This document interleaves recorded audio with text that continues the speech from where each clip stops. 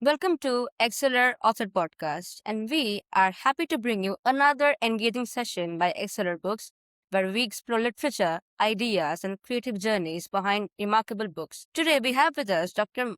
Md Abu Shahid Abdullah, and his book, Empowering Black Women Through Female Solidarity in Selected Black Female Narratives, is co-authored by Motushi Islam, and we are glad to have him here today on board with us. The book examines how black female writers such as Marais Conde, Gloria Naylor, Alice Walker, Nozaki Shange, and Toni Morrison portray female solidarity as a powerful force of resistance against patriarchy, oppression, and racial marginalization. Through narratives of trauma, healing, and resistance, the book explores how Black women collectively reclaim identity, agency, and hope for the future. We are honored to have you with us today, sir. And I'm sure, my pleasure, sir. Thank you for having me. Our utmost pleasure. I'm sure the audience will love the conversation that we will have in a couple of few more minutes. Of course, Black feminism is a very interesting topic. Being a student of literature for me, as well as those who do read Black narratives, Toni Morrison and Alice Walker are considered as probably the stalwarts of Black female Yes. narratives. So, to begin my conversation with you, sir. What inspired you to write empowering Black women through female solidarity in selected Black female narratives? Okay. Yeah. Thank you for this question. If I start with the very basic, like since I came from Bangladesh, I grew up in a very small town, and I have seen like the condition of women around me, the way they were living in a patriarchal society, the way they were physically, mentally tortured by even their close relatives, right? That's always like, you know, interested me to see the how, women are not given any voice and how they should be given a voice. And then I came across different literary pieces written on like Black women. And I also wrote a couple of articles on that. While I was doing my master's in Germany, I attended a course on African literature, and some of the works were included there were written by African women, like Toni Morrison was there, and Ntozake Shange, Sisyphus, Cyprus, and Indigo. The book was there. So I got really interested in this case because the issue is that Black women in general and Black women in particular, they were, definitely they were contributing to their families and societies, but their contribution was largely ignored. No one actually, recognized those things. Even they were not recognized in literature. So that's where I grew my interest in. And when Motoshi, I must mention Motoshi, my co-author, because when she came up with the idea of writing, her MA dissertation on this topic, I said, why not? Let's work on that, and later we can probably go for publishing it. So that's how the project got realized, and of course the Acceler books, thanks to them because they found our project worthy of publishing. So that's how the work actually came to light. Um, it's very fascinating to see um, how men view female oppression from their point of view. And in your case, you've co-authored with Mubushi Islam, like another female author. And I'm sure your perspective as coming from a person of the other gender in the book also brings a lot of light as to what men have to say about these particular issues and situations. Most Exactly. men in my country, and I believe all third world countries, are very blind to these situations because they have taken them for granted. True. And that's how True. things are. That's how things have always been. You are a woman, you have to sacrifice, and that's how you should become a woman. And So the as worst thing Simon is de that Beauvoir, the worst thing is that no one actually, recognize the contribution of women, the not sacrifices, need the sacrifices they have been making for such a long time. So no one actually talks about those things. definitely. And I mean, you obviously should do know it. You're much more senior than I am. The second sex in the second sex, Simon de Beauvoir talks about becoming a woman. And I Exactly. think if I invert that into this patriarchal setup, I think patriarchy views women in a way that you only become a woman when you sacrifice for the sake of the patriarchy. And I think that is what authors like Alice Walker, Toni Morrison, and others have strongly criticized and rebelled against. Yes. I have had Walker and Morrison as a part of my undergrad and master's Okay. postgraduate studies. We have had The Color Purple and Beloved, Oh, and okay. also The Bluest Eye in Bits and Pieces. So the way they talk about female narratives and the way they rebel through language, through narratives, and through characters is remarkable. And it's, Got it. what is more remarkable is to see people like you coming forward and writing about your perception about those narratives, because that way it's going to reach a much larger audience. Since you are talking about the male characters, right? If you look at the book that I have included, the most of the male characters, most of the female characters were basically oppressed by their own people. They were not only the victims of you know the gender. They're not only victims because of they are women, because of the fact they were women, but also because of the fact they are black women. So they were doubly marginalized. I use the Twice phrase in my colonized, book. twice They were doubly marginalized. marginalized. Hmm. Exactly. Yes. And Hmm. the characters were even tortured by their own people. If you look at the color purple, or Hmm. what is called Antoraja Beloved. Shange, I mean Sassafras Cypress and Indigo, the three Afghani sisters were even tortured by oppressed by their own people. And Sally in Color Purple, obviously, since you mentioned Color Purple, Sally Yes. is their protagonist. The way she was like tortured by her own stepfather and own husband. That's that's Yes. that's very miserable She, for women. definitely. And she was tortured. And look at the way Walker chooses to portray that oppression, not directly, but No, when she's writing her initial letters to God, that's a male God, an autocratic male God who she's writing to, who who did will not eventually respond? not help her. Exactly. And also, whenever she's writing I, she is striking it through because there's no I. There's a self erasure that's happening automatically. And that is what the Exactly. patriarchy has ingrained in her. Yeah. That's the point. Like that's a sort of become inbuilt when you are born as a woman, Yeah, and that pretty shows you no, you have to behave like that because that's your place, and you have to behave like that. exactly. So So when automatically your she's identity is erased. right, and when she's writing the letter in the absence of everybody, even then that individual is coming into the picture. She cannot Yes. write I. There cannot be self vocalization. So it's a very fascinating discussion. The more you go into it, there's no end point to it. There's no end. You can just add lots of perspective. By the way, there's no end to Definitely. that discussion. Which brings me to the second question. Why do you think that female solidarity is such an important theme in your research? I mean, I guess we have already talked a bit about this in the very first question they asked. Because when women suffer, there's no one to turn to. Because they're suffering in a patriarchal society or in a colonial society, whatever you say. There is no one to turn to. So it's women, unless women helping other women, they don't really have Hmm. any way out. So that's just, you won't get any kind of solace, any kind of resort to any man. That's for sure. So that's when, like, I believe that solidarity is important. Because you see that if we talk from the subcontinent perspective, or if we talk from the African perspective, right?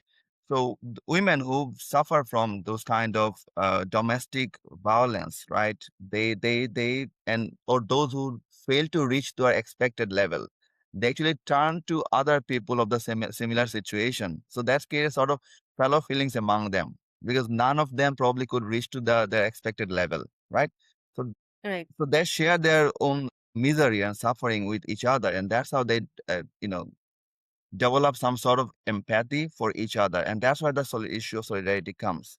Second one, sometimes women also turn to those women who have been able to, Accomplices accomplish exactly, and they break the in shackle of patriarchal violence. patriarchy. Exactly. So that's sometimes they actually reach to those people. For example, I guess Celia did this to she reached to Shug, right? The character. Yeah, Shagavari, Shug. yes. Yeah, so she because Shug was able to, go beyond this patriarchal constraint. So that's why I think that you know it's really important that women are reaching for other women, because they won't get any help from men. And if you see the characters that I have included there, right? If you think about in Tituba, Marisa Kondi's I Tituba, Black Witch of Salem. Tituba got the help Hmm. from the medicine woman Mama Iya, and we have already talked about Celia's. Celia took the help from Shag. Sure. Shag, and if you think about Sassafras, Even Cypress, and beloved. Indigo. Beloved is obviously their mother was there to help, and other Yeah, Seth. female member of the community it was there, and other female member of Hmm. the community. Eventually, initially they were not there, but eventually they actually came to help them. Yes. So if you see that Yes. in all the five books that I have included, in none of the cases male play any congenial role for female development. It's always women helping other women. So that's how, and obviously, I'm repeating, coming from a society where women were actually marginalized. I mean, situations have changed a lot. Hmm. Can I include a couple of personal issues there? Like if I talk about my Yeah, family. yeah. Why Oh, okay, not? okay. So I'm not just making it academic. So my wife also a job holder, just like my two other sisters. They're also having their job, so they are self Hmm. independent. They're self sufficient. But if I talk about my mom, if I talk about my grandmother, they had to depend on their male counterparts. So you see that their agency or empowerment were not the, yes, they raised us the way they wanted, but the final call, I'm sorry to say, the final call used to be taken by the male Yes. person By of the the family. patriarch. Exactly. Things have changed. Things are changing pretty fast. And I'm And it really will change for the hopeful. better, I'm sure. I'm Of also course, hopeful. I'm really hopeful that there will be better future where we'll have 50-50, decision, Definitely. It should. It partner should. decision. It should be. It does. Like even then men can breathe. And some of Yeah, the that's burden will be, pushed away. yeah, that's a good point. That's a good point. You man can breathe. Yes. Yeah, because men are, even if you now that we're talking about feminism and patriarchy, this hypermasculine standards have also caused a lot of mental health pressure on a lot of men, and Undoubtedly. when the men don't know how to emote, they don't know how to, whether they should cry or not. So that is something that they've learned. They've been conditioned to be that way. But whether or Yes. not that is a healthy habit to practice is a separate question. Nobody addresses that. No. But that's a very good point. You raised that because we are talking about women, women, women. But if you just drift away from this point, if you think about the condition of male also, the way women are actually shaped by the societal expectations, men are also shaped by this. Man has to be strong. You cannot cry. So men also need That's some also outlet. patriarchy. That's also patriarchy. Shapes. Shapes your life, expect those things from you. So men also need outlet, avenue Yeah. for unleashing their emotion to I some think extent. this was there was this is from probably Beloved only. In the initial chapters Mm, when it is discussed that how Seth and her family was tortured under the in the plantations. yes. There was this particular point when Seth was being sexually harassed, and out of guilt and out of fear, her husband just runs away one night. Yeah, So we exactly. can also perceive that as this hypermasculine pressure on him, that he has to witness it, but he cannot do anything about it. No, no. So the build up caused him to, just one day escape from it. And I think that is a symbolic representation of how men might also feel under the garb of today's patriarchal, constructs. Yes, and if I add with you, like the same thing Sure. happened there in Tituba Black Jerusalem. Also, Tituba Mm, married John Indian, right? The man also worked in the plantation, but because of fact that the plantation lady did not really like Tituba's magical power, he also actually left her because he was mm, not strong enough to probably the mm, pressure you mentioned. He was not ready to take this pressure. Yeah, right. yeah. He had another issue. He was a womanizer, but in case of Tituba, he was not ready to take this pressure. So I guess the Mm. what you were mentioning about beloved can easily be applied to Tituba Yeah, Black yeah. Widow. I think both the genders are very much the victims of patriarchy, not just women. At least, and like you spoke about female solidarity in the previous question. This is one feminist critic, I'm forgetting the name, who said that women are also the accomplices of male patriarchal violence against women. So I'm forgetting her name, but that was one way to look at Yeah, the patriarchy and how women, you know women are succumb to contributing to it. it. Yeah, Women are also contributing to it. Like my yeah, students, they talk a lot unknowingly. about that. Sometimes women Yes. are the enemies of women. Yes, I am talking about the opposite thing. I'm talking about the female solidarity. But if you think about the real life situation, sometimes women are like, Contributing to having it, a great sometimes role knowing, sometimes unknowingly. unknowingly or unknowingly. Yes, But that's but the it's point. fascinating to see how Walker and Morrison and other writers also chose to portray the other strand of women who stand in solidarity, like say Yes. Sally Shug, Seth, and Tituba, and Tituba's their Mama counterparts. Iya was there, the medicine woman. She had a great role behind Tituba's success there in the story. And because I personally take an interest in queer studies, I would like to bring one strand of Yeah, please. queer undercurrent also. You must be aware of this in The Color Purple. The fact that Shug and Sally have this deep emotional connect, which has Yes. an underlying current to it, is also something that is, I would say, socially induced Mhm. homosexuality. Because Sally does not ever get the love that she No. desires from the other gender. So she takes refuge in her own gender. But that is also somehow a form of rebellion against patriarchy. That I choose not to take refuge in the other gender. And this is also something that Adrian Rich talks about in one of her essays. That the fact that in a patriarchal setup, the fact that men think that they are the only instruments of pleasure to women is Yes. something that she defies. Yeah, exactly. And when women like in any lesbianism or any kind of when women are Hmm, involved in a homosexual relationship, that's a slap on patriarchy. I'm sorry to say that exactly. because when as a man when you realize that I mean you are no longer important to women in terms of this pleasure Yeah, yeah. you mentioned. So that's a strong slap to men and patriarchy as well. Hmm. And that's a And it's great way fascinating. of women denying men's dominance Agency. agency exactly. Um, with because we're talking about black feminist authors, and most of these books deal with a lot of magic realism elements, spiritual elements. Yes. So, how do you think that these magic or spiritual elements strengthen the voices of black female protagonists in the narratives?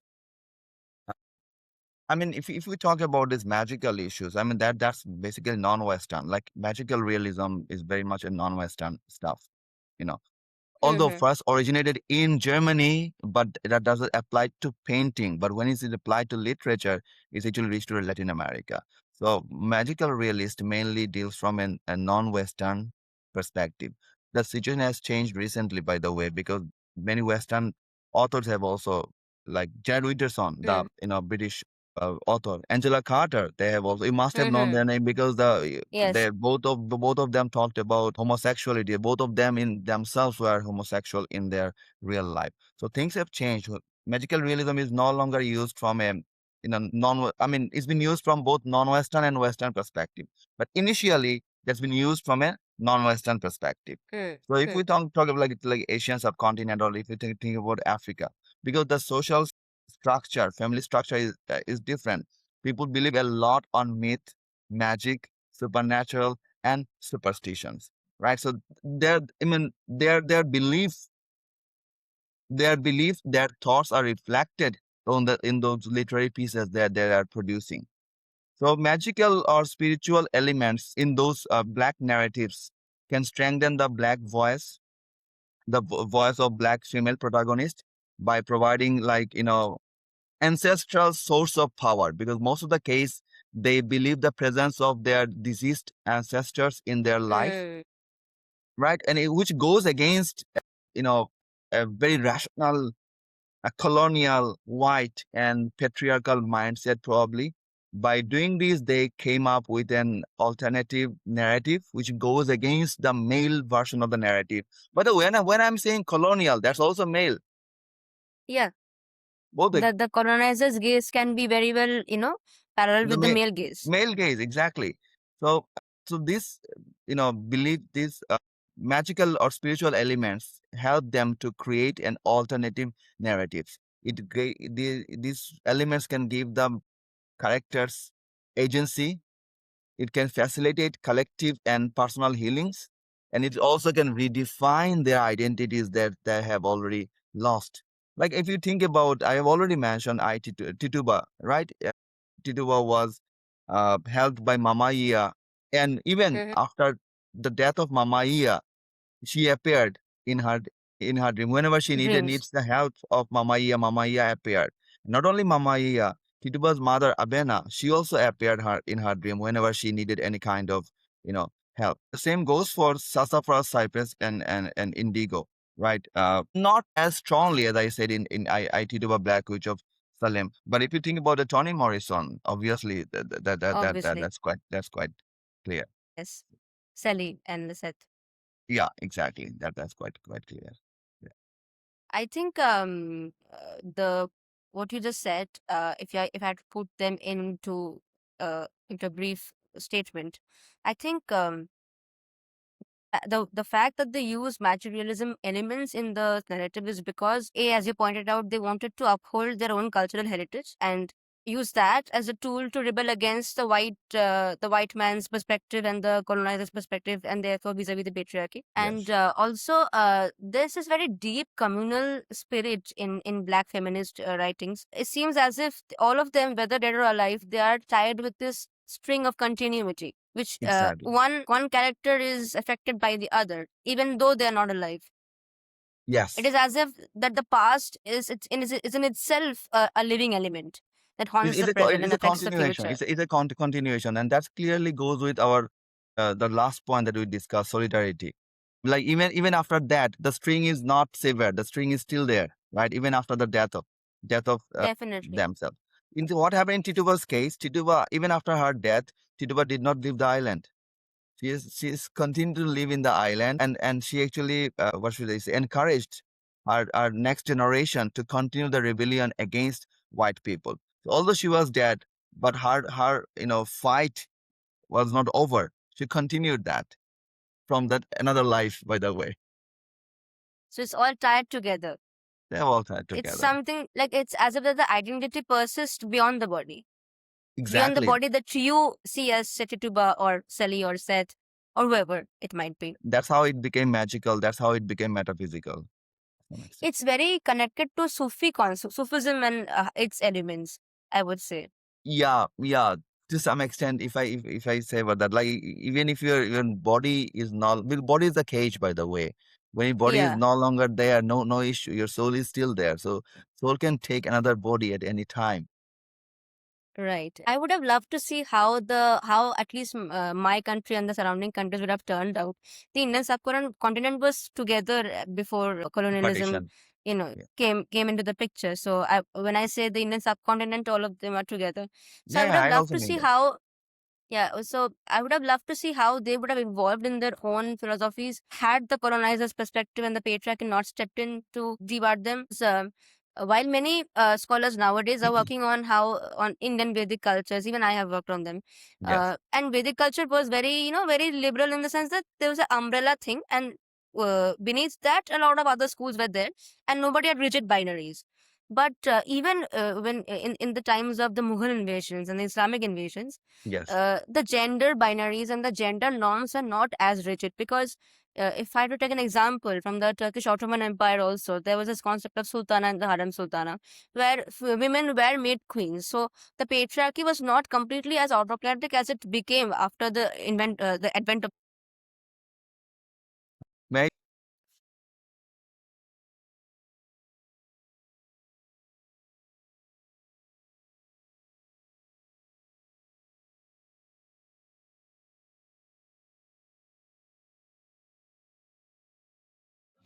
So you say that how the things could have been done, like if before the colonizers came there, right? Yeah, the binary was created by us, undoubtedly. It's we created like man Yeah, versus women, definitely. us versus them. We never like, even if you think about feminism. I'm sorry bringing the point again. If you think about the feminism, like man sees the the feminist as like something like that, and most of the Hmm. feminists probably. I mean, there's a very stereotypical concept that men are bad, but how many of us actually think that we need both? By the way. Because initial call about feminism was about equality and not superiority. Exactly. So it's not that like that now we have the male dominance. And if we want female dominance, I'm not using the word agency, I'm saying dominance. If we use Hmm. the word female dominance, then actually it's like eye for an eye, tooth for a tooth. Like it's just getting the revenge on that. So if we all think that no, we need equal share from both men and women, nothing can be better than that. Trust me. That's my personal opinion, and that's nothing. No, no, That's no, not. no. I'm It's not fine. making this comment being an academic. I'm being making the comment being a human being. That unless and Right. until we see each other equal, no matter how much we try, like things won't get better. I'm sorry for saying that, No, but no, that's it's that's how perfectly I okay see because things. that's how it should have been, but it's unfortunately it's not because I would like to highlight my opinion on why it is not because the patriarchy is so rigid at times that women who are feminists themselves have forgotten the fact that they wanted equality, and Exactly. now they are kind of retaliating on that.